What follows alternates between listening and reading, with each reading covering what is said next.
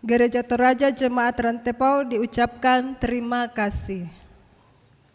Yang keempat, disampaikan kepada seluruh warga Jemaat Rantepau bahwa Saudara Rawi Elvis STH dan Saudara Tethar Utoyor Tandiapang STO yang selama ini sebagai tenaga magang mengakhiri masa tugasnya di Jemaat Rantepau pada akhir bulan Maret 2026.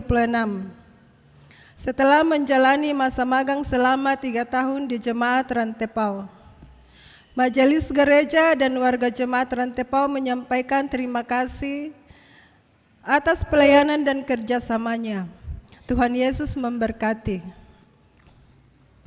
Yang kelima, pembinaan pola asuh anak pubertas warga Gereja Toraja Jemaat Rantepau dilaksanakan pada hari Minggu 3 Mei 2026 jam 11 sampai jam 12.30 siang di Gedung Gereja Toraja Jemaat Rantepau. Dimohon kehadiran orang tua, anak besar dan anak remaja Jemaat Rantepau untuk bersama-sama belajar bagaimana mengarahkan anak-anak generasi sekarang ini.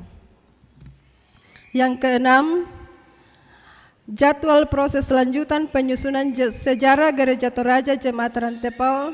Silakan Bapak Ibu, saudara-saudari melihat dalam warta jemaat. Yang ketujuh, telah meninggal dunia Ibu Ferdiana Riman atau Mama Hendra atau saudara dari Bapak Nathan Riman, anggota Jemaat Rantepau kelompok pelayanan 2 pada hari Kamis 16 April 2026 di Makassar. Segenap majelis gereja dan warga Jemaat Rantepau menyatakan rasa duka cita yang mendalam. Tuhan menghibur segenap keluarga yang ditinggalkan. Yang kedelapan, persembahan aksi Pangyuk Gereja Toraja dijalankan 2 kali setahun, yaitu bulan April dan Oktober, untuk membayar pendeta dan pegawai Gereja Toraja yang pensiun atau purna bakti. Majelis Gereja Toraja Jemaat Rantepau akan membagikan amplop persembahan aksi Pangyuk kepada anggota kelompok selnya, dan atas dukungan dan partisipasi warga Jemaat Rantepau diucapkan banyak terima kasih. Yang kesembilan, dalam rangka penyelesaian buku sejarah Jemaat Rantepau, maka diharapkan partisipasi warga jemaat pada hari ini ada pencarian dana berupa lelang natura. Atas partisipasinya diucapkan terima kasih. Tambahan warta jemaat, kami mengucapkan selamat datang kepada tamu kita dari GZB, yaitu Pendeta Dan Van de Kraan. Bisa berdiri Pak. Yang kedua, Pendeta Dr. Arjan Plesir. Dan yang ketiga, Pendeta Laurentian Vogelar. Terima kasih banyak. Demikian warta jemaat, selamat beribadah.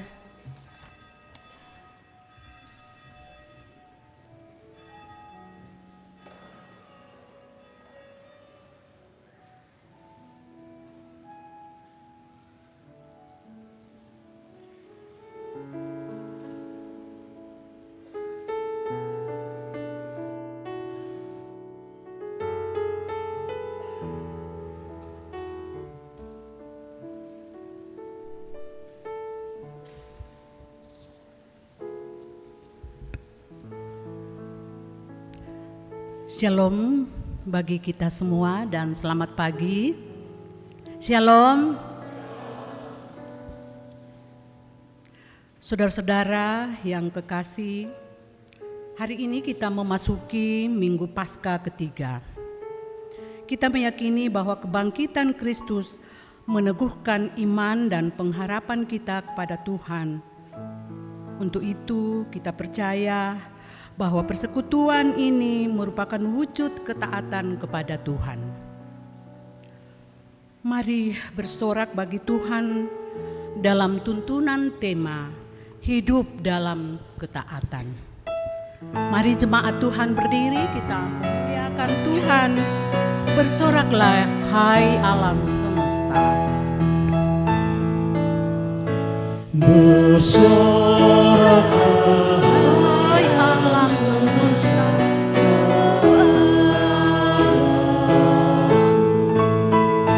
di langit bergema pujian yang megah dan bumi pun penuh pujian yang merdu. Bersoraklah hai alam semesta kau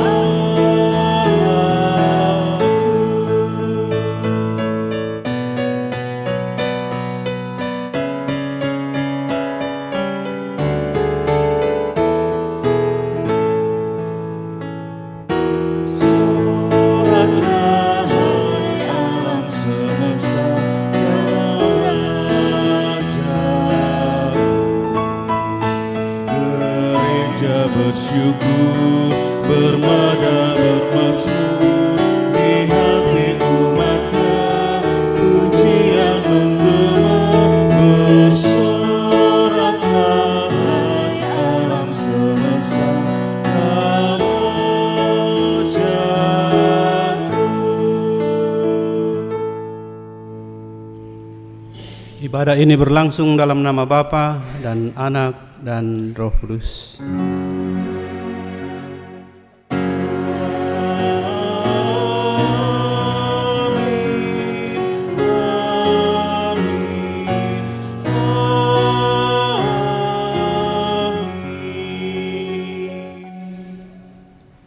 Salam kepada kamu sekalian. Kristus sudah bangkit.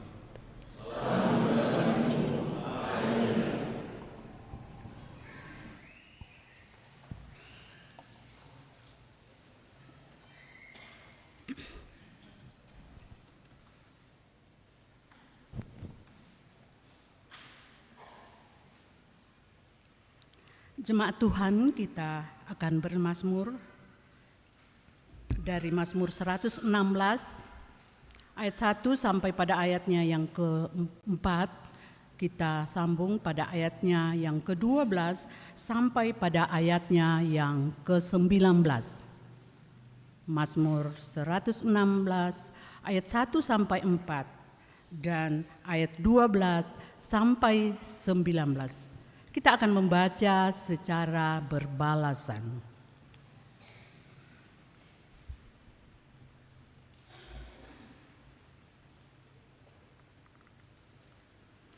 Nanti di ayat 2 kita berbalasan. Bersyukur karena luput dari belenggu maut. Aku mengasihi Tuhan sebab Ia mendengarkan suaraku dan permohonanku. Sebab Ia menyendengkan telinganya kepadaku.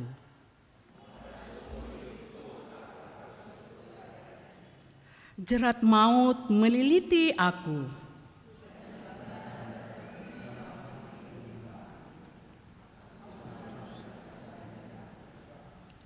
Tetapi aku terus menyerukan nama Tuhan. Ayat 12, bagaimana akan kubalas kepada Tuhan? Aku akan mengangkat piala keselamatan. Aku akan membayar nazarku kepada Tuhan. Sungguh berat bagi Tuhan. Ya Tuhan, aku ini hamba-Mu.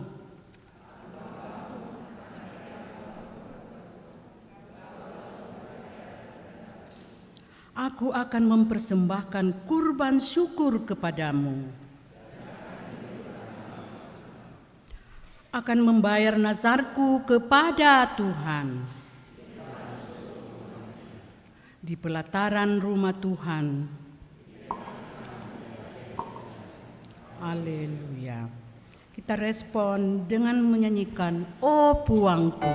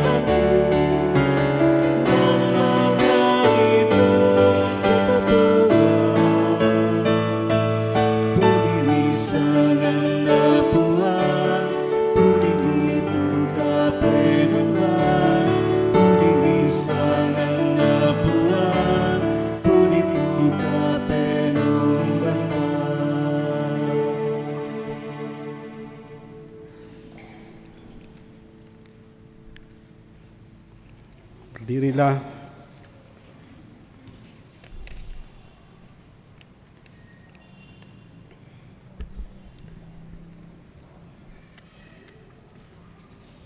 Mari jemaat berdiri.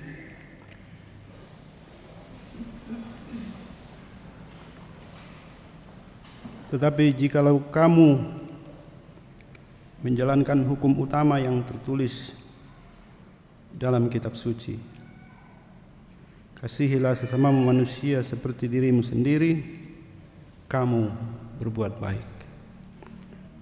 Amin.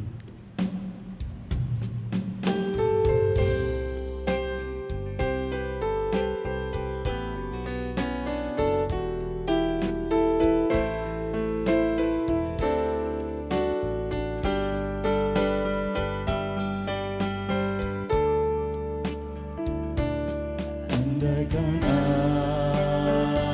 aku lakukan yang luhur mulia, jika tanpa kasih cinta hamba tak berguna. Ajarilah kami bahasa cintamu, agar kami dekat padamu ya Tuhanku. Ajarilah kami bahasa cintamu, agar kami dekat padamu.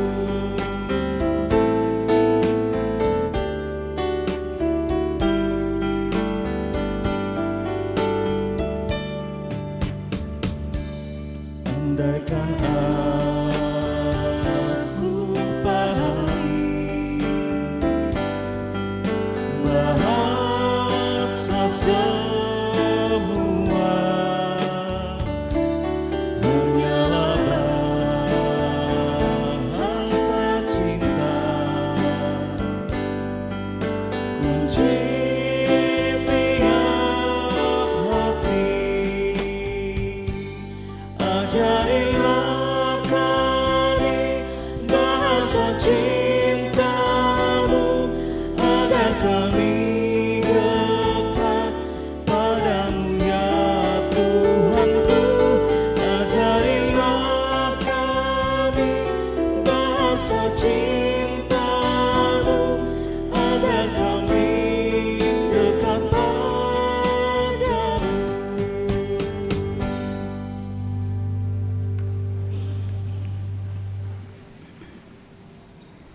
Saudara-saudara sekalian, firman Tuhan menegaskan, koyakkanlah hatimu dan jangan pakaianmu.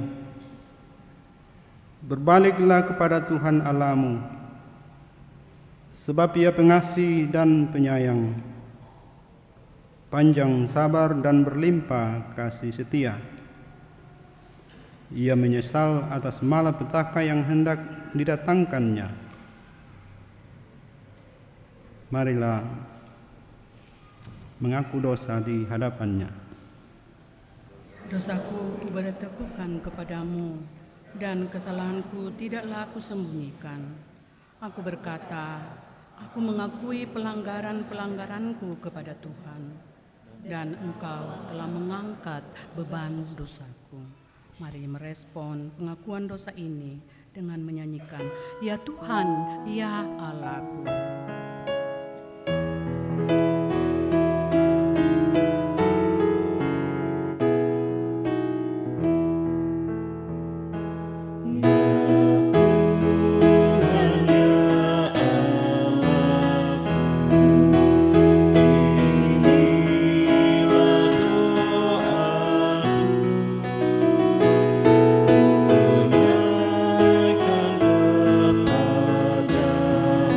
Kepadamu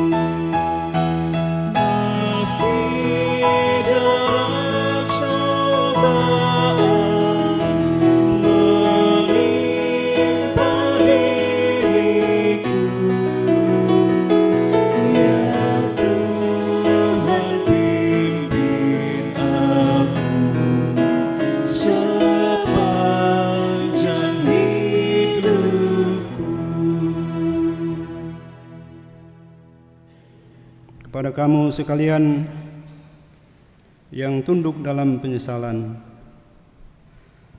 Berita anugerah dari Allah disampaikan menjadi penghiburan. Karena kehendaknya inilah kita telah dikuduskan satu kali untuk selama-lamanya oleh persembahan tubuh Yesus Kristus. Jemaat Tuhan, kita akan membawa persembahan kita sebagai ungkapan syukur kita atas kasih dan anugerah Tuhan, terlebih anugerah keselamatan oleh pengorbanan Yesus Kristus yang telah bangkit mengalahkan maut. Sebelum membawa persembahan, mari kita dengarkan firman Tuhan dari Mazmur 116 ayat 17 sampai 19. Aku akan mempersembahkan kurban syukur kepadamu dan akan menyerukan nama Tuhan, akan membawa nasarku kepada Tuhan di depan seluruh umatnya, di pelataran rumah Tuhan, di tengah-tengahmu, hai Yerusalem. Haleluya. Sambil kita membawa persembahan kita, mari kita menyanyikan pujian Bawa Persembahanmu.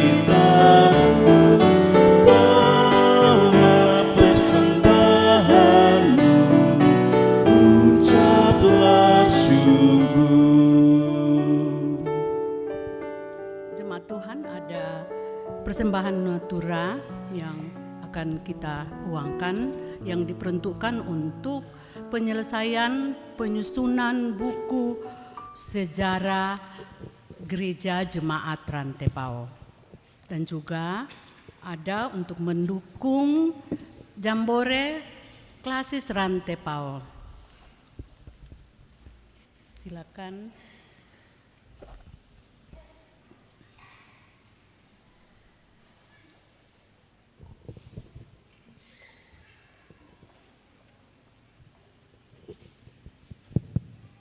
Ya, yang pertama untuk mendukung penulisan sejarah Jemaat Rantepao. This offering to support the process writing of the history of Rantepao Congregation. Ya, kita lelang biasa saja ya. Ya, siapa yang tawar?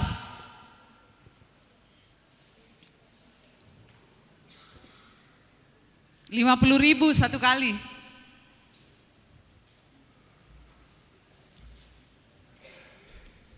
Rp50.000 satu kali.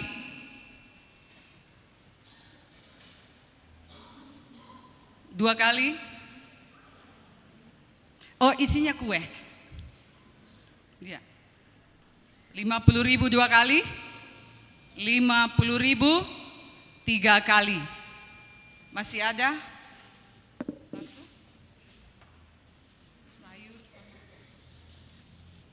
Ya, sayur ya dengan lure sambal katapi. Ya, silahkan ditawar.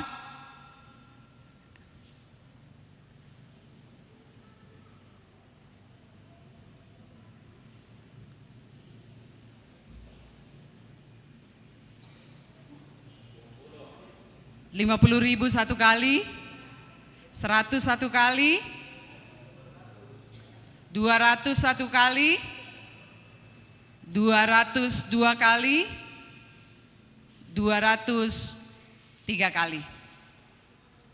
Ada satu lagi untuk mendukung kegiatan Jambore Sekolah Minggu Klasis Rantepao. Oh ya, ya terima kasih. Ini dulu. Untuk mendukung kegiatan Jambore Sekolah Minggu. Ini dia ada standarnya 100.000. Silahkan.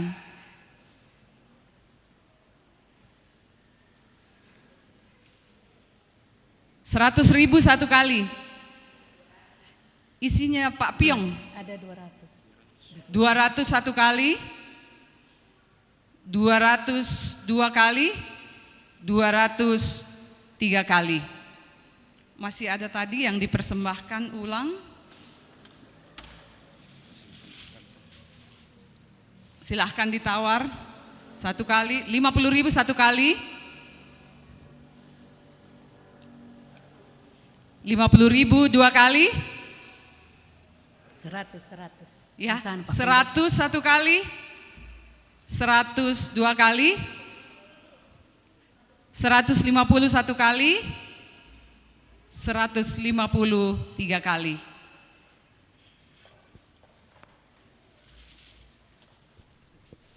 Demikian lelang natura kepada Bapak Ibu yang sudah memberi persembahan. Terima kasih, Tuhan memberkati.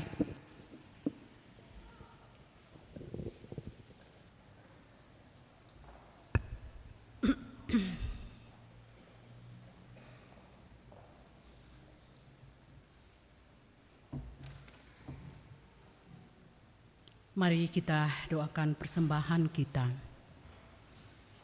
Kami ada di hadapan hadirat-Mu yang Tuhan yang Maha Besar, karena Tuhan melayakkan kami untuk datang menyembah dan memuliakan Engkau, mendengarkan firman-Mu, mendengarkan Engkau yang akan berkata-kata. Dan juga ya Tuhan, Engkau memperkenankan kami membawa persembahan syukur kami kepadamu, baik melalui pundi, melalui natura untuk penyusunan buku sejarah Jemaat Rantepao, maupun mendukung untuk kegiatan Jambore Klasis. Semuanya itu kami persembahkan kepadamu ya Tuhan. Kiranya semuanya itu menjadi persembahan yang harum di hadapan Tuhan. Terlebih ya Tuhan, kami persembahkan hidup kami hidup yang berkenan di hadirat-Mu. Bapa di surga, kami juga berdoa untuk berkat-Mu yang masih ada pada kami. Tuhan menolong kami untuk mengelolanya, dan biarlah kami gunakan demi kemuliaan nama Tuhan. Bapa di surga, ini doa kami, ini permohonan kami, persembahan kami. Dalam nama Yesus Kristus kami dilayakkan untuk datang di hadirat Tuhan. Amin. Mari kita respon persembahan yang kita bawa.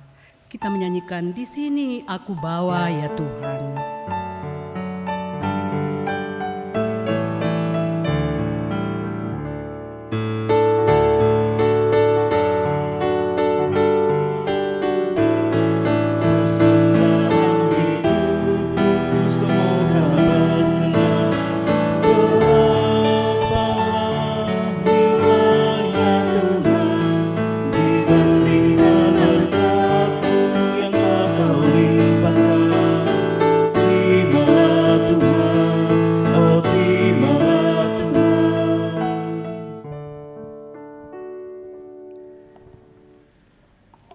Kisah Para Rasul pasal 2 ayat 14a dan 36 sampai 41.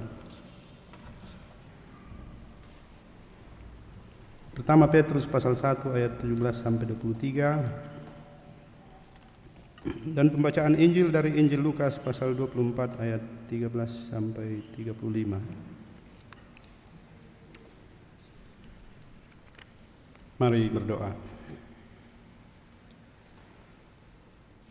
Berkuasalah atas kami, ya Roh Kudus.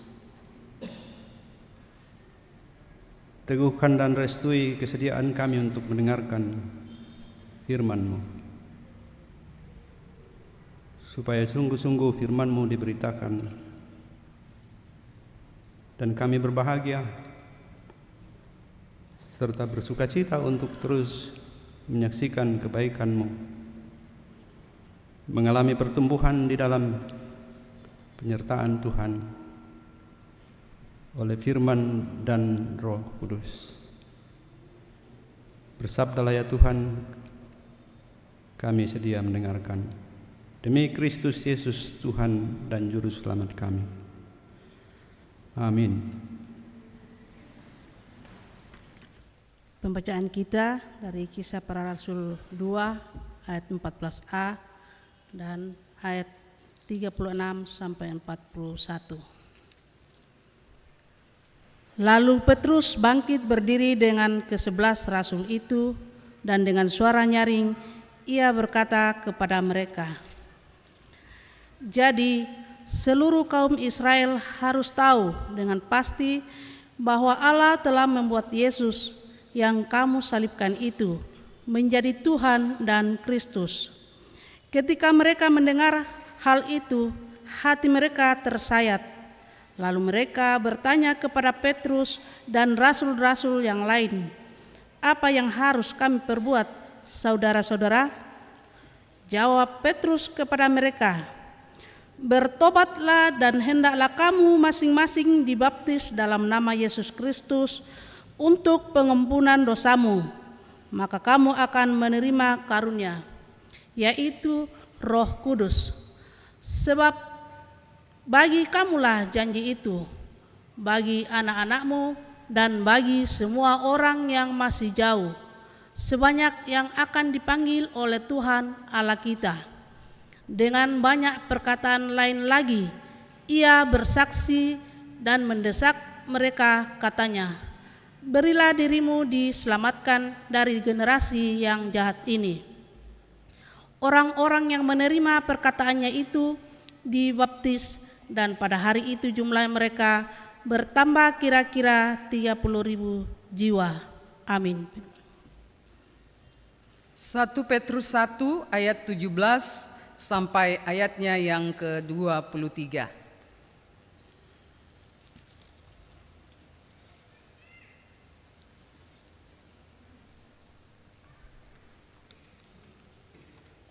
Jika kamu menyebut Dia Bapa,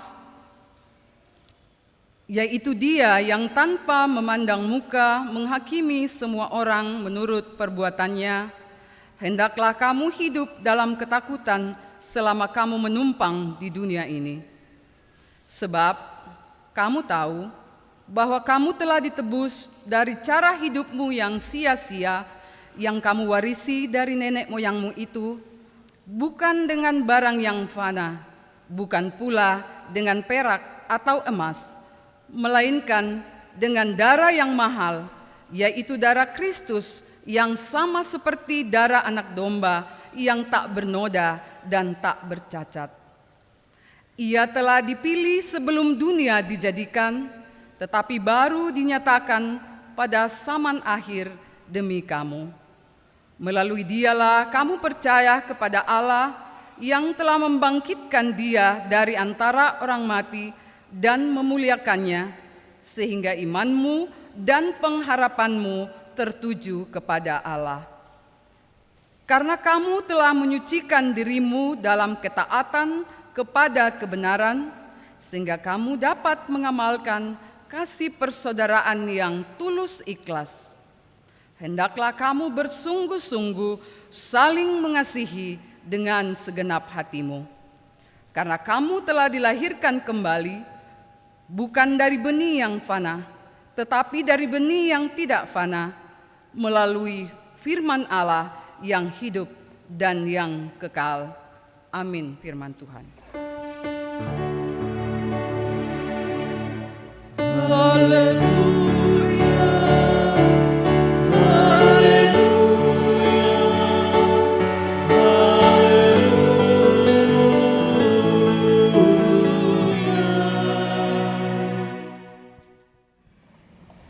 Injil Lukas pasal 24.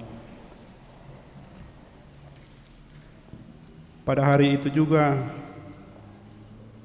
dua orang dari murid-murid Yesus pergi ke sebuah kampung bernama Emmaus yang terletak kira-kira 11 km dari Yerusalem.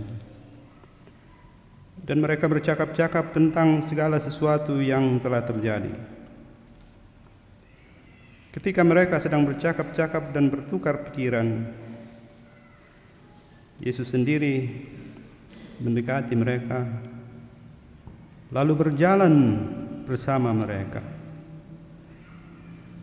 Namun, ada sesuatu yang menghalangi mata mereka, sehingga mereka tidak dapat mengenal Dia. Yesus berkata kepada mereka, "Apakah yang kamu percakapkan sementara kamu berjalan?" Lalu berhentilah mereka dengan muka muram. Seorang dari mereka namanya Kleopas menjawab, "Apakah engkau satu-satunya orang asing di Yerusalem yang tidak tahu apa yang terjadi di situ pada hari-hari ini?" Katanya kepada mereka, "Apakah itu?" Jawab mereka, "Apa yang terjadi dengan Yesus orang Nazaret? Dia seorang nabi yang berkuasa dalam pekerjaan dan perkataan di hadapan Allah dan seluruh bangsa kami.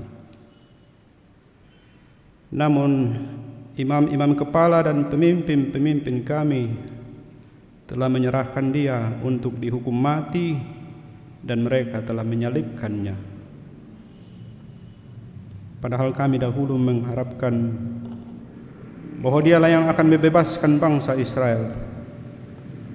Sementara itu, sekarang sudah hari ketiga sejak semuanya itu terjadi. Namun beberapa perempuan dari kalangan kami telah mengejutkan kami. Pagi-pagi buta mereka telah pergi ke kubur dan tidak menemukan mayatnya. Lalu mereka datang dengan berita bahwa telah kelihatan kepada mereka malaikat-malaikat yang mengatakan bahwa Ia hidup. Beberapa teman kami telah pergi ke kubur itu dan mendapati persis seperti yang dikatakan perempuan itu. Tetapi dia tidak mereka lihat. Lalu ia berkata kepada mereka, "Hai kamu orang bodoh,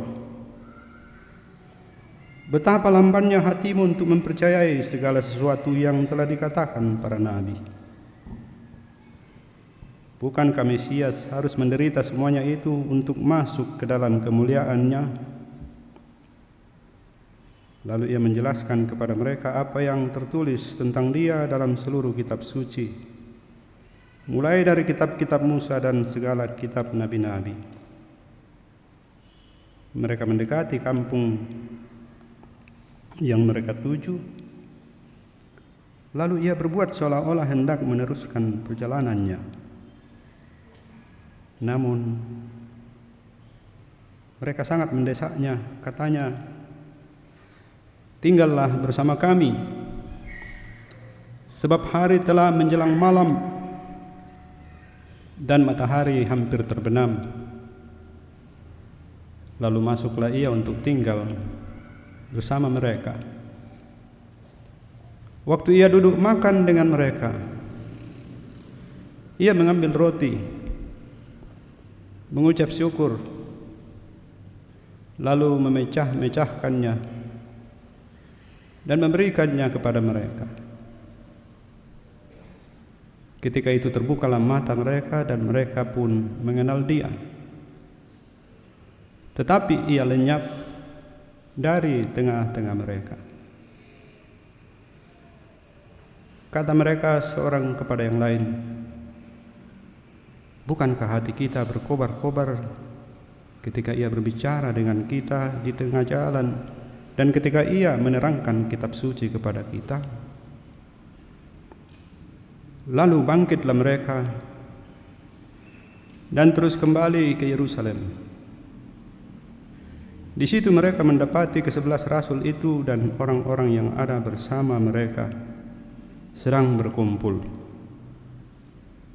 Kata mereka itu, "Sesungguhnya Tuhan telah bangkit dan telah menampakkan diri kepada Simon." Lalu kedua orang itu pun menceritakan apa yang terjadi di tengah jalan dan bagaimana mereka mengenali dia pada waktu ia memecah-mecahkan roti. Demikianlah firman Tuhan. Sungguh kita semua berbahagia.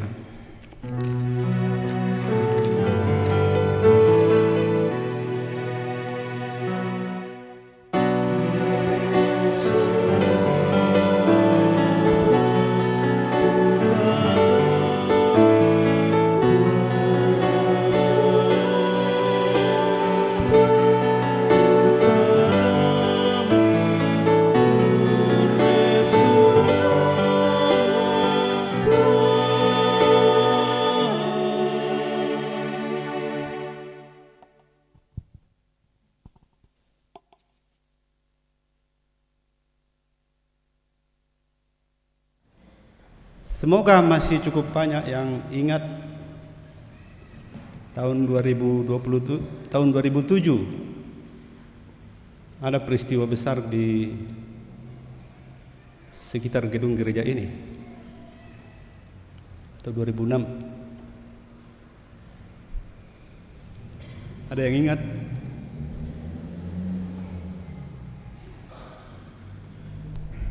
Ketika Moko berkhotbah di depan gedung gereja Jemaat Rantepao. Masih ingat Ibu? 2006-2007 ada peristiwa yang sangat menggemparkan. Awalnya di Meko dekat Tentena, kemudian berpindah ke Toraja. Sudah mulai bisa mengingat ya? Menurut saya itu peristiwa yang sangat menggemparkan karena sesudah kisah sebut saja penyembuhan ilahi melalui seorang anak kecil bernama Selvin di Meko. Puluhan ribu orang datang ke sana, dan seingat saya ribuan juga orang yang berkumpul di sini ketika kita berharap bahwa kejadian di Meko bisa terjadi mirip-mirip di sini. Saya tidak tahu apakah jemaat Rantepau masih menyimpan ada kursi roda yang dulu tinggal ya. Kursi roda untuk orang lumpuh yang entah apakah ia sembuh dalam arti sembuh betul atau sembuh sesaat karena suatu kebangunan rohani yang terjadi secara tiba-tiba.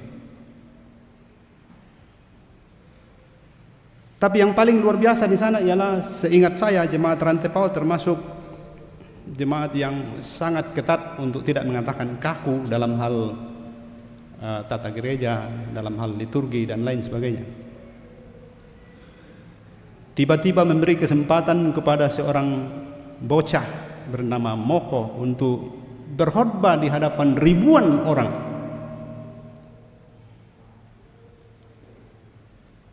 Saya ingat banyak orang yang datang dari kampung-kampung bermalam di sini untuk menunggu hari besok. Ada hujan rintik-rintik. Dan halaman ini penuh dengan orang sampai ke kantor BPS. Kantor BPS juga tidak ada yang kosong. Pejabat BPS juga ada yang ikut nyanyi, lompat-lompat, bertepuk tangan. Bilurnya, bilurnya. Pokoknya kita sangat bersemangat. Sambil ada orang stroke yang sedikit dipaksa untuk bisa melepaskan tongkat. Jadi orang buta ada yang datang. Segala macam orang sakit yang berharap ada penyembuhan datang dari berbagai tempat di sini. Dan gereja Toraja yang kalau lihat orang atau lihat pemuda bertepuk tangan dalam liturgi itu sedikit geram waktu itu. Tapi tiba-tiba kita semua harus ikut tepuk tangan. Dan selanjutnya banyak hal terjadi di gereja Toraja. Tepuk tangan menjadi hal yang seolah-olah didorong. Kadang-kadang untuk lagu yang tidak perlu tepuk tangan juga tepuk tangan. Walaupun tetap kaku, tidak seperti di tempat lain. Karena memang bukan chemistry kita. Bukan warisan kita dari GZB.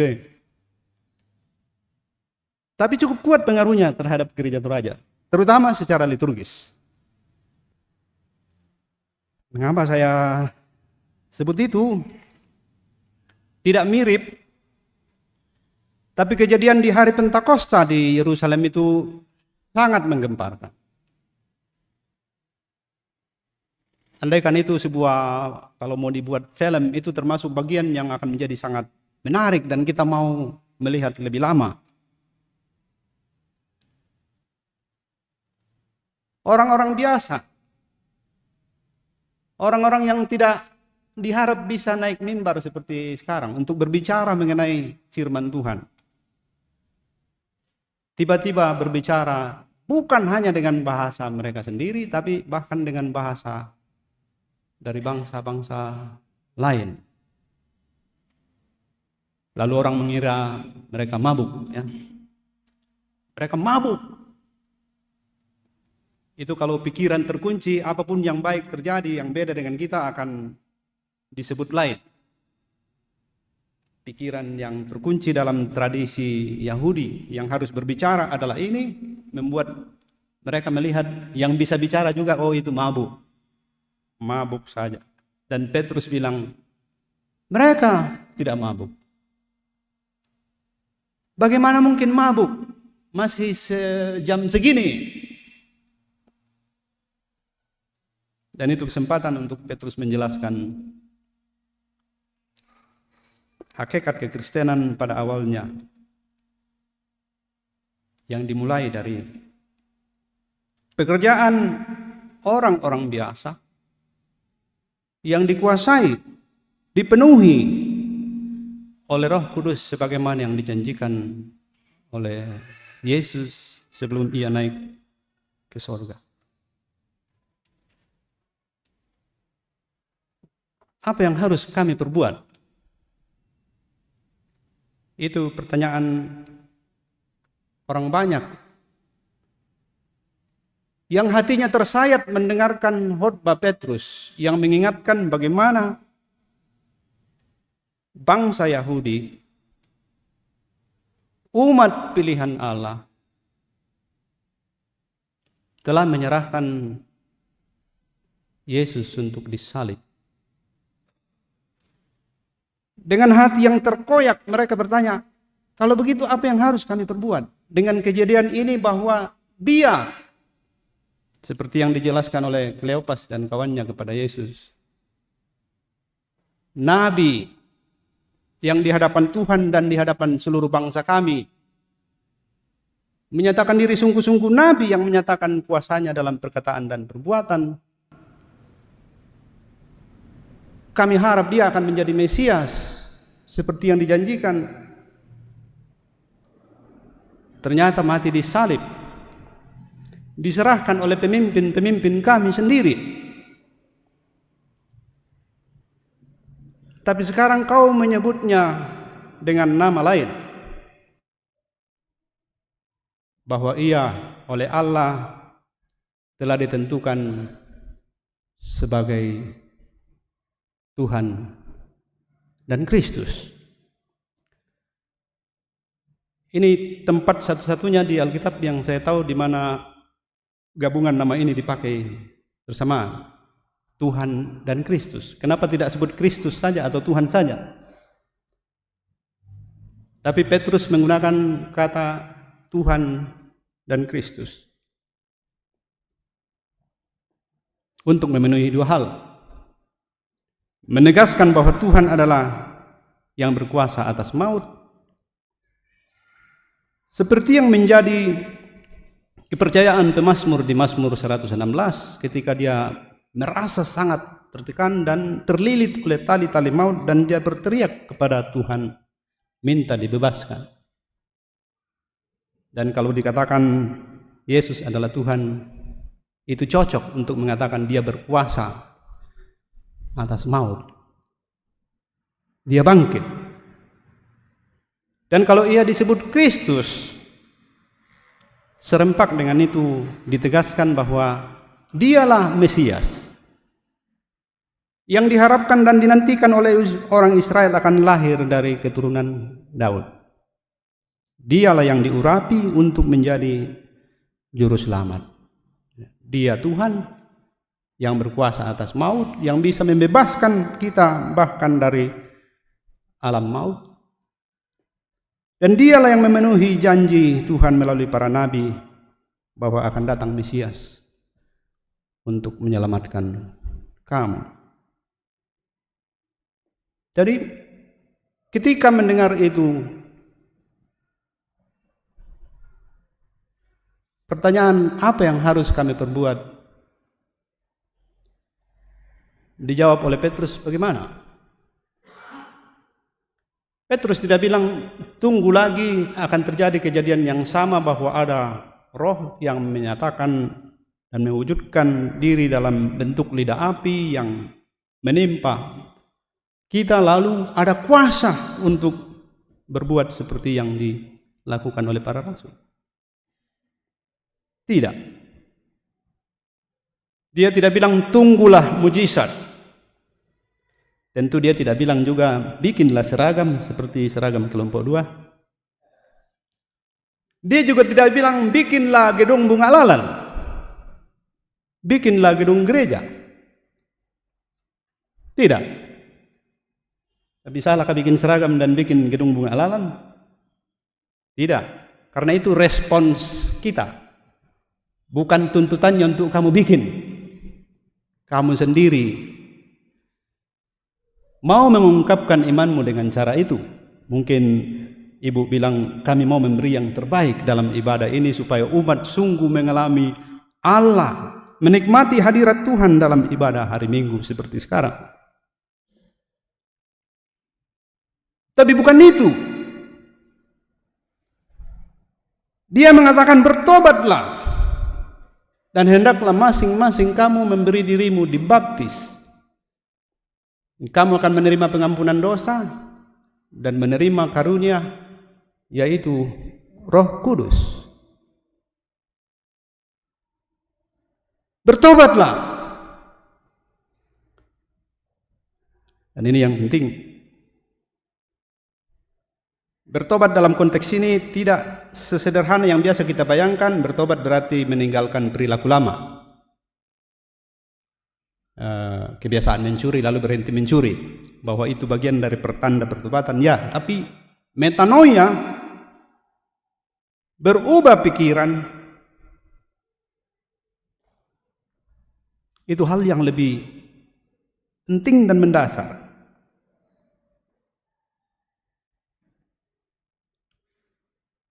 Dua murid, Kleopas dan kawannya yang berjalan, kan sedang berpikir ya, sedang bercakap-cakap dan berpikir mengenai suatu hal yang baru saja terjadi.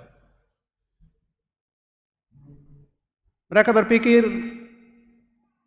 dialah ini nabi yang akan menjadi seperti ini dan seperti itu. Kami berharap dia akan menjadi Mesias. Tapi ternyata dia manusia sama saja dengan kita. Bahkan mengenaskan karena dia mati tersalib di antara para penjahat. Itu pikiran yang membuat Kleopas dan kawannya muram ketika ditanya, apa yang kamu percakapkan? Kecewa.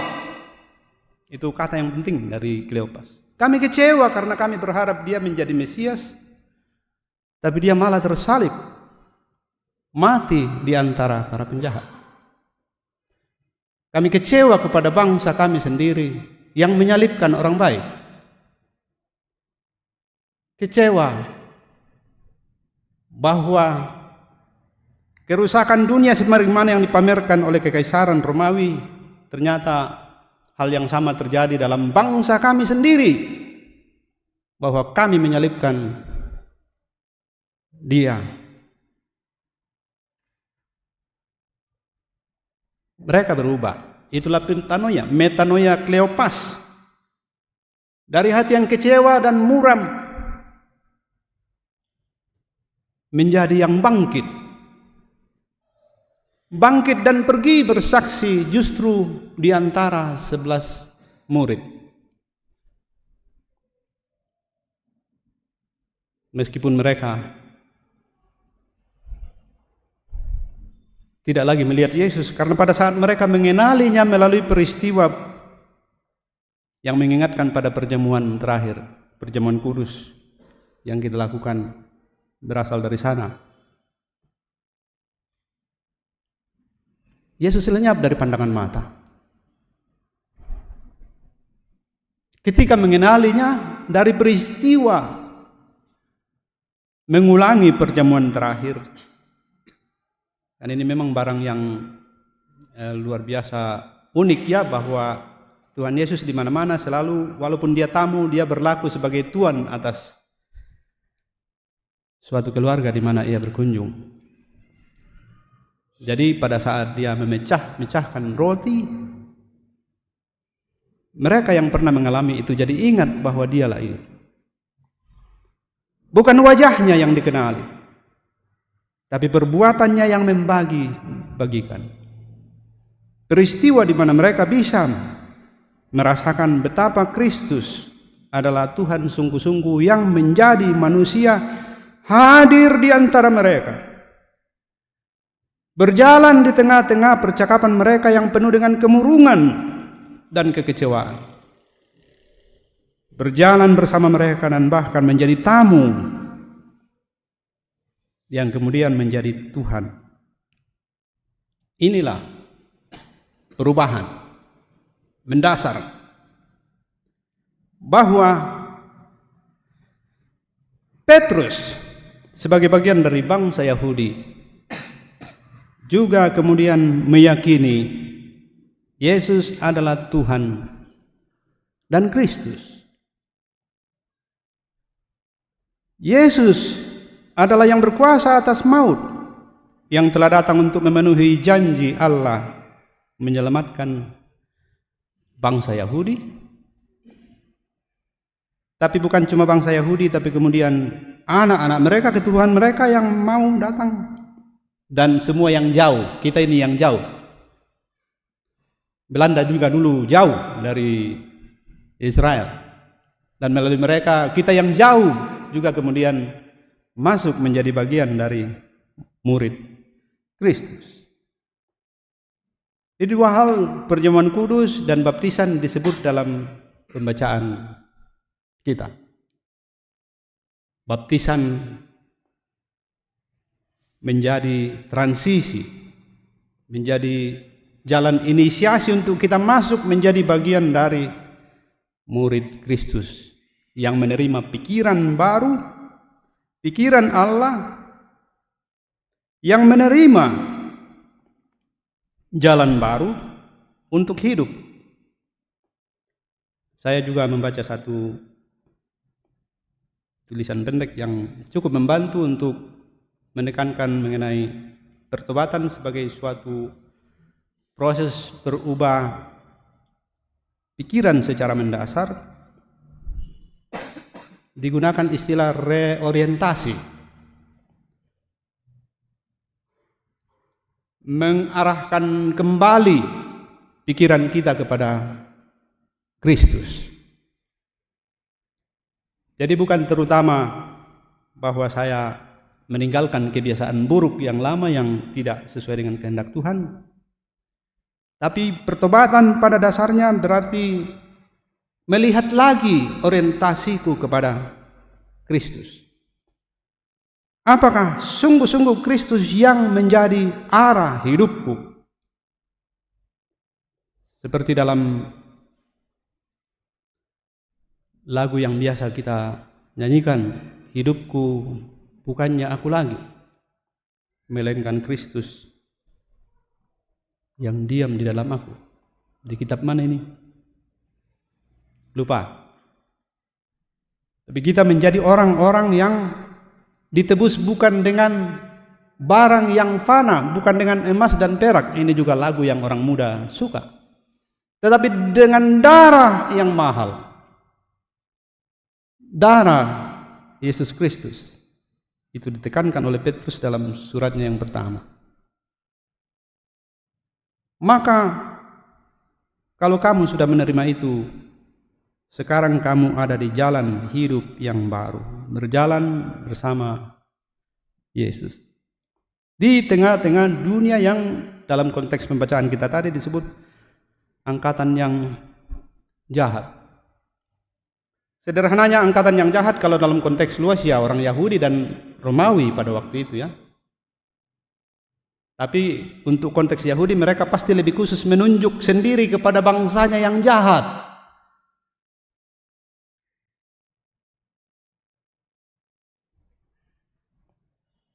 Kamu oleh anugerah Allah mendapat kesempatan untuk diselamatkan dari angkatan yang jahat ini. Bukan dengan jalan usaha. Tidak mungkin dengan usaha. Usaha akan membawa kita pada kecewa dan frustrasi. Jadi saya ingin mengajak kita untuk merenungkan pesan firman Tuhan ini dalam satu kisah nyata yang saya tidak boleh sebut tempat dan namanya. Tapi saya mengenal satu orang dan kemudian bersama keluarganya. Seorang pemuda. Setiap kali saya ingat saya seperti mau meneteskan mata. Sekejam ini ke dunia. Dia beberapa bersaudara, ada yang sudah berkeluarga. Dan suatu saat saya tanya kenapa tidak melanjutkan sekolah. Dia selesai SMA dan masuk mendaftar pada suatu perguruan tinggi.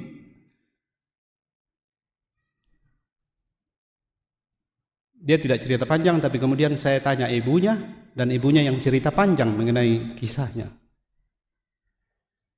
Ini keluarga hidupnya sudah susah.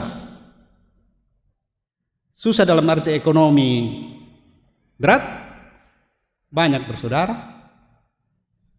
Suami punya kebiasaan yang kurang mendukung.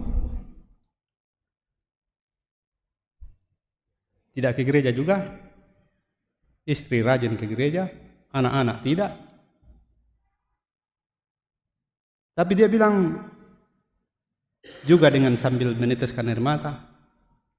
Kami memaksa diri untuk mengusahakan supaya dia bisa sekolah. Tapi bukan karena kami terutama tidak mampu, tapi dia trauma dengan perlakuan di kampus. Bukan hanya dibully dalam arti yang secara mental bisa mengganggu, tapi juga dengan fisik. Jadi bisa bayangkan, sudah bermasalah secara ekonomi dan ada relasi yang kurang baik, hubungan dengan Tuhan yang tidak terlalu nampak. Lalu mendapatkan perlakuan yang tidak pantas dari lembaga dan orang-orang yang diharap justru menjadi mentor yang baik. Bukan cuma dipukul. Kalau dipukul mungkin sekali dan sakit selesai, bisa saling minta maaf. Tapi yang paling menyakitkan, ini sudah ekonomi lemah, dipalak pula. Tahu namanya dipalak. Datang ke sekolah dimintai uang oleh para preman kampus. Mengerikan. Semoga di sini tidak ada yang mengalami. Tapi bisa bayangkan penderitaan macam apa yang dialami oleh seorang yang sudah bermasalah dalam banyak segi di keluarga, ekonomi berat, malah menerima perlakuan buruk justru dari lembaga atau orang yang di lembaga yang harusnya membawa dia mengalami proses yang akan memanusiakannya lebih jauh. Kecewa, sakit, marah. Untung belum frustrasi. Dalam arti masih ada harapan di jalan lain. Saya masih dalam proses coba mendekati dan berharap belajar banyak dari dia. Apa yang saya ingin katakan? Saya menduga cukup banyak remaja dan pemuda kita yang kecewa dengan hidup. Kecewa bahwa dia dilahirkan dalam keadaan keluarga seperti ini, masyarakat seperti ini, apalagi karena di media sosial kita lebih banyak digiring oleh yang viral-viral itu justru yang negatif, dalam arti nuansanya negatif. Betul? Yang lebih laku, ratingnya naik, adalah viral yang tidak terlalu bagus. Kita rupanya memang cenderung suka yang tidak lazim dalam hidup. Jadi kalau sudah di rumah susah, di circle sebaya juga bermasalah, jadi korban bullying, perundungan, lalu merasa kecewa dengan pelayanan gereja yang tidak sesuai yang diharap. Dunia macam apa yang sedang dihidupi oleh anak-anak kita? Data masih perlu diuji lagi dengan penelitian lebih jauh, tapi kemarin ada presentasi penelitian dari Institut Teologi Gereja Toraja. Salah satu yang disebut ialah remaja dan pemuda kita, 80% berharap bahwa ya seperti sekarang saya berkhotbah, khotbahnya harusnya tidak seperti ini. 88% berharap ada reformasi mimbar, supaya gaya, isi, dan lain sebagainya dari pendeta, dari para pengkhotbah berubah. Artinya sekarang mungkin lebih banyak yang Pak Pendeta khotbah panjang lagi, kurang jelas lagi. Jadi bisa bayangkan situasi remaja kita. Kalau di rumah masalah, sekolah masalah, di media sosial masalah, di gereja masalah. Harapan ada di mana?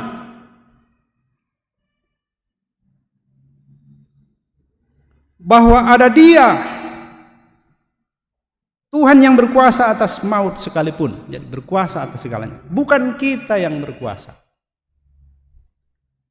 Tapi Dia yang berkuasa itu adalah Dia juga yang beranugerah. yang memberikan begitu saja. Kita bukan pemilik dan pejuang dari kehidupan ini. Kita adalah penerima yang diantar masuk untuk terus bersyukur, mengikuti Dia dengan sukacita. Ada harapan. Karena Dia datang, kalau ke orang Yahudi dia bilang untuk kamu dan anak-anakmu, tapi juga kemudian untuk orang lain yang masih jauh yang juga akan masuk. Saudara dan saya, ada jalan dan ruang di sana untuk mengalami bahwa semua hanya karena pengampunan.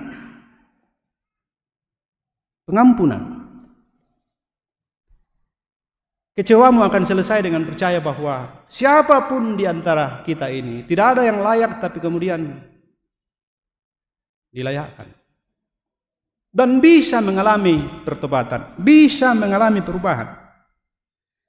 Petrus pengkhianat, betul? Betul. Menurut saya pengkhianat paling terkenal di sepanjang sejarah. Tapi dialah yang pertama-tama bangkit berkhotbah dan membawa begitu banyak dampak oleh kuasa Roh Kudus. 3.000 orang itu besar sekali ya, dalam satu hari. Di Gereja Toraja ada sejarah yang mencatat bahwa di beberapa tempat sering terjadi baptisan massal sampai ratusan orang. Jadi pendeta hanya ambil air, aku membaptis engkau ke dalam nama Bapa. Sekarang tidak lagi. Hanya karena anugerah. Dia Theos, dia Kurios datang untuk saudara dan saya. Maka Markus, kalau tahu Markus sang penulis Injil itu dikenal sebagai pecundang. Di Kisah Rasul dicatat bagaimana Paulus sangat kecewa karena kita lagi sibuk lalu dia lari meninggalkan tim. Tapi dia diubahkan oleh kuasa Tuhan sendiri. Bagaimana bisa? Paulus apalagi mungkin yang paling mengerikan. Penganiaya dan pembunuh. Yang brutal, fatal. Tapi dia dirangkul begitu rupa ke dalam anugerah yang tanpa batas. Saya juga, siapakah saya? Kalau saya ingat seluruh jalan hidup saya, malu mengingatnya kalau saya bisa berdiri sekarang di sini. Bagaimana bisa saya yang lahir di suatu tempat dan seterusnya. Seperti Yesus ini awalnya dikenal sebagai orang Nazaret yang biasa, tapi dia kemudian nampak sebagai nabi. Tapi dia kemudian mati tersalib. Mengecewakan. Siapa di sini yang merasa begitu pantas untuk berada di sini? Saya tahu juga bahwa di gereja sering juga ada orang yang merasa, wah dia paling layak, paling pantas untuk menjadi ini, menjadi itu. Pak, sama ya kalau kampanye di Pileg atau Pilgub, ini Pak mantan Wakil Bupati. Tidak bisa kita terpilih kalau kita bilang saya orang paling buruk. Kita harus bilang saya adalah orang yang begini dan siap untuk melayani masyarakat. Siapapun kita akan kecewa ketika kita tidak percaya bahwa ada Dia, Tuhan dan Kristus, yang berkuasa, tapi yang juga maha murah, beranugerah tanpa batas. Saudara dan saya akan sangat kecewa dan berujung frustrasi kalau tidak percaya bahwa gereja ini adalah punya Tuhan, milik Kristus, dianugerahkan bagi saudara dan saya. Itu kata-kata yang saya catat dari Pak Aryan Plesir kemarin di Tangmentoe. Dan sebelum saya akhiri khotbah ini, saya beri kesempatan teman-teman dari Belanda untuk menyampaikan sesuatu seperti yang tadi sudah disampaikan lebih dulu. Supaya menjadi bagian dari kesaksian saya hari ini di tengah-tengah umat yang sedang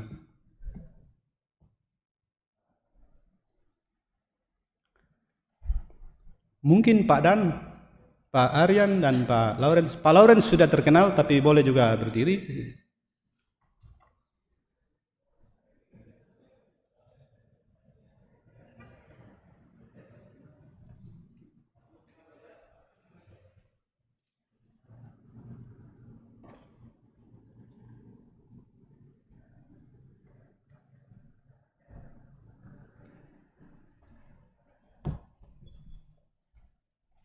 Mega di sini.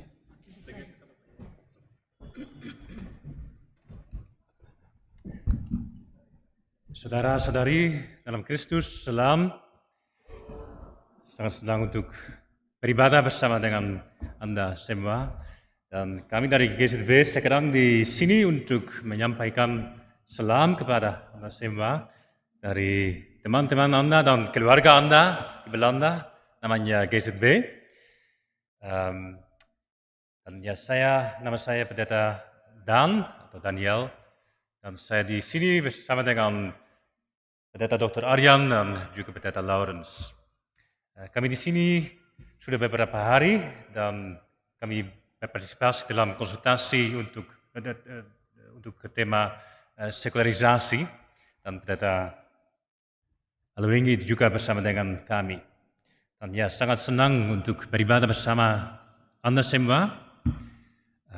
Saya pikir ini pertama kali kami dari GZB beribadah dalam gedung ini, gedung baru. Dan sangat senang saya mau menyampaikan salam dalam nama Kristus yang hidup, dan karena Dia hidup, kita, jemaat Dia juga hidup.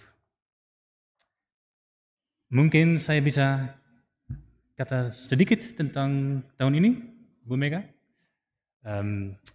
Tahun ini ada tahun spesial khusus untuk GZB, karena tahun ini I'm going to change to English. This year we will celebrate our 125th anniversary. Ya, jadi tahun ini GZB merayakan ulang tahun mereka yang ke-125 tahun. And right now, GZB is working in about 35 different countries. Sekarang GZB melayani di 35 negara di seluruh dunia. With about 70 to 80 different churches and organizations. Antara 70-90 gereja yang berbeda-beda. But with you, the relationship is very special. Tetapi hubungan dengan gereja Toraja sangat spesial. Because this is where GZB could start its work, and the relationship with Gereja Toraja is the oldest and most important among all the relationships. Karena pelayanan pertama yang GZB lakukan adalah gereja Toraja. Jadi kita adalah partner atau tempat pelayanan mereka yang paling tua. And this year we celebrate our anniversary with the theme God is faithful. Dan tahun ini mereka merayakan hari ulang tahunnya dengan tema Tuhan itu setia. God is faithful all these years. Tuhan selalu setia setiap saat. God is faithful everywhere. Tuhan selalu setia dimanapun. And we're looking forward to having some of the members of BPS joining us in the celebration. Dan bulan Juli nanti Pak Ketua, Pak Alfred Anggui dan Pak Christian Tanduk akan menghadiri perayaan ulang tahun GZB di Belanda. And I just want to say thank you also to Pendeta Alowingi for sharing the message of this morning. Dan saya juga beliau ingin menyampaikan terima kasih untuk Pak Pendeta Alowingi untuk firman Tuhan yang telah disampaikan pagi ini. We can live because of the grace of Jesus Christ, our Lord and Christ and the Messiah. Ya, jadi kita semua bisa hidup hanya oleh karena kasih karunia daripada Tuhan. And that's also the relationship between Gereja Toraja and GZB it's there because of the grace of God. Dan itu juga yang menjadi dasar antara hubungan Gereja Toraja dan GZB hanya oleh karena kasih setia Tuhan. So thank you for receiving us here in this home. Jadi terima kasih sudah menerima kami di tempat ini. Tuhan memberkati. Tuhan memberkati. Saudara-saudara, beberapa kata saja supaya ibadah ini tidak terlalu panjang. Sudah 35 tahun yang lalu saya juga ada di sini. Waktu itu saya dosen di ST Intim. Dan masuk gedung gereja yang di samping situ. Ada bangku kayu yang keras. Sekarang ada kursi-kursi.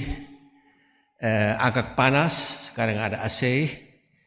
Nah, ini hanya perubahan fisik, tapi saya begitu gembira untuk melihat kualitas kehidupan Gereja Toraja de Waas ini yang sangat menghiburkan, apalagi karena situasi gereja di Belanda tidak selalu begitu positif, ada kemunduran jumlah anggota, dan memang datang ke sini sangat menghiburkan diri kami dari Belanda, dan dirasakan bahwa kita satu tubuh, dan kadang-kadang ada kelemahan di sini, kadang-kadang ada kelemahan di sana, tetapi Tuhan menyelenggarakan kuasa juga melalui saudara-saudara. Dan ini selalu satu semacam rasa sangat berterima kasih bahwa kita biarpun berbeda, dari latar belakang berbeda, budaya dan bangsa berbeda, jarak jauh antara Indonesia dan Belanda, tapi tiba di sini saya selalu merasa at home, because karena kita satu tubuh Kristus dan milik Kristus, dan ini sesuatu yang sangat menggembirakan. Jadi saudara-saudara, terima kasih atas undangan untuk datang ke sini dan untuk menikmati ibadah ini yang begitu indah juga. Semoga Tuhan memberkati kita semua. Terima kasih. Terima kasih Pak Dan dan Pak Laisir.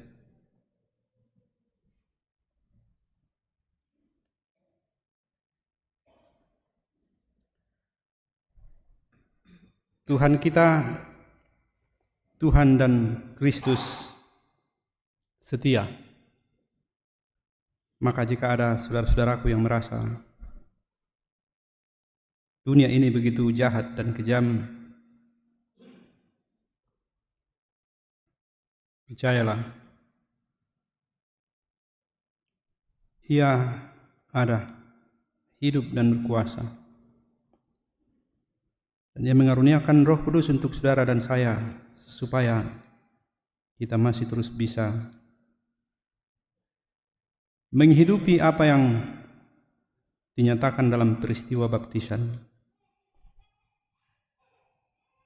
Kita tampil menjadi yang mengumumkan di depan umum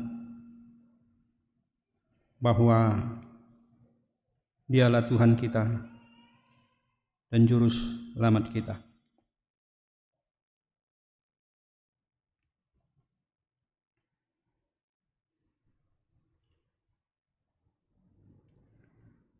Roh Kudus dicurahkan untuk saudara dan saya, supaya kita terus menjalani proses reorientasi, meninjau ulang orientasi kepengikutan kita kepada Yesus.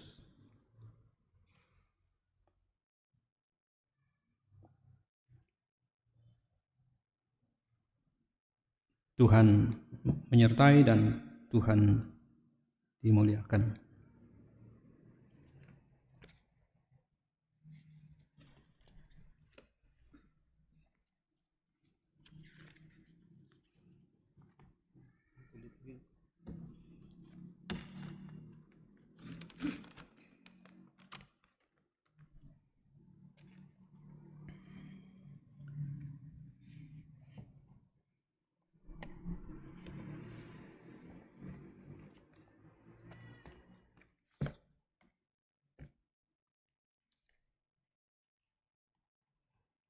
Marilah berdoa.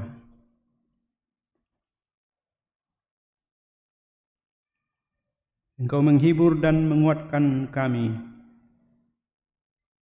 Engkau mencerahkan hati dan pikiran kami. Engkau menolong kami untuk mengerti firman-Mu. Dan kami percaya hanya karena anugerah-Mu, hanya oleh pertolongan-Mu sendiri, kami juga bisa bangkit untuk bersaksi, bangkit untuk menyatakan dengan keteguhan dan kesungguhan di dalam iman yang Engkau karuniakan, bahwa hidup ini adalah pemberian-Mu semata. Engkau Tuhan dan Juru Selamat kami. Hanya oleh karena Engkau kami melampaui semua hal yang sering kami lihat sebagai kendala, hambatan, sumber masalah. Hanya karena pertolongan-Mu, hanya karena kesediaan-Mu. Selemah dan serapuh apapun kami, dan seberapa jauh pun kami telah tersesat, seberapa dalam pun kami jatuh, Engkau mengangkat dan menopang kami. Terima kasih Tuhan, untuk bersama-sama mensyukuri kegembiraan hidup yang Engkau berikan kepada saudara-saudara kami yang mengingat dan merayakan kelahirannya. Semoga hari-hari hidup mereka bersama kami semua adalah hari-hari hidup yang kami jalani bersama Tuhan. Buatlah mereka dan kami juga terus bersyukur bahwa oleh anugerah-Mu kami dilahirkan ke dunia, dan oleh anugerah-Mu juga kami memperoleh kehidupan. Terima kasih untuk segala kebaikan-Mu yang Engkau nyatakan kepada kami secara pribadi, sebagai keluarga, dan sebagai jemaat. Dan sekarang kami hendak berdoa secara khusus untuk mereka yang sedang dalam kelemahan tubuh.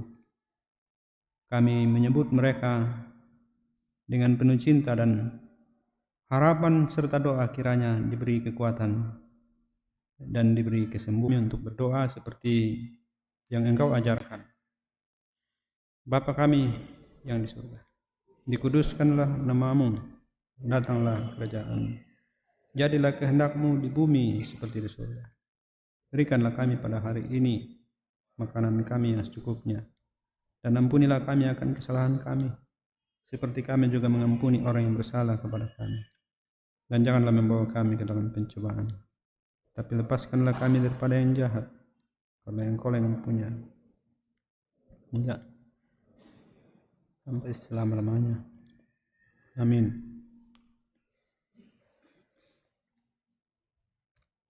Berdirilah, dengarkanlah petunjuk hidup baru. Ketika mereka mendengar hal itu, hati mereka tersayat. Lalu mereka bertanya kepada Petrus dan rasul-rasul yang lain, "Apa yang harus kami perbuat, saudara-saudara?" Jawab Petrus kepada mereka, "Bertobatlah dan hendaklah kamu masing-masing dibaptis dalam nama Yesus Kristus untuk pengampunan dosamu. Maka kamu akan menerima karunia, yaitu Roh Kudus."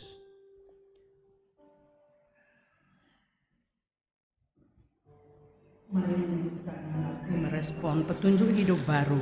Setialah.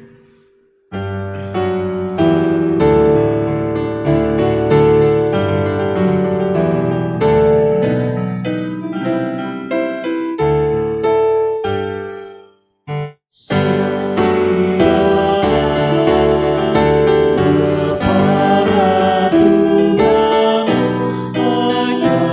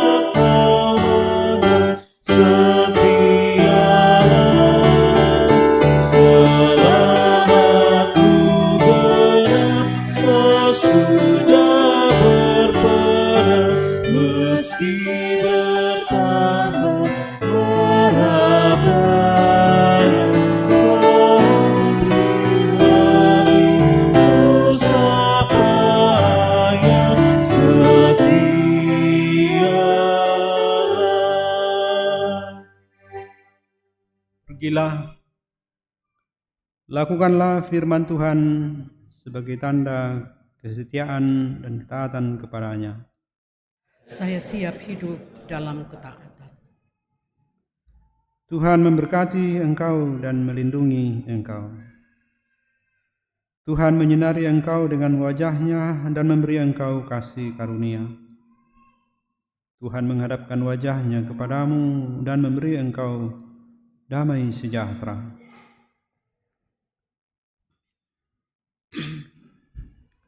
Kita bersyukur Tuhan mengutus Bapak Pendeta untuk menyampaikan firman-Nya kepada kita semua.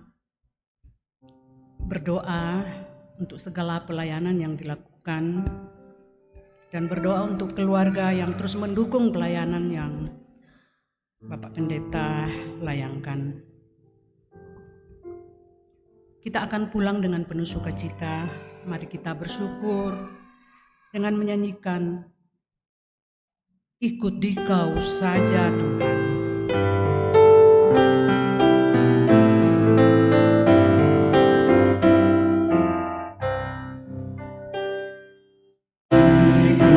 Dikau saja Tuhan, jalan damai bagiku. Aku selamatkan sentosa hanya oleh darah-Mu. Aku ingin ikut Dikau dan mengabdi padamu. Dalam Engkau Juru Selamat, ku bahagia penuh.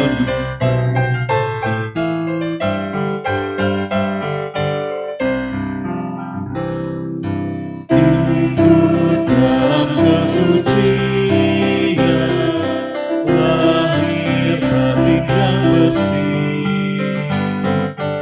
Aku rindu mengikuti suri yang Engkau beri.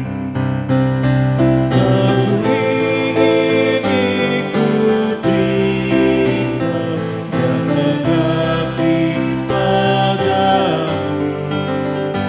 Dalam Engkau Juru Selamat, ku bahagia penuh.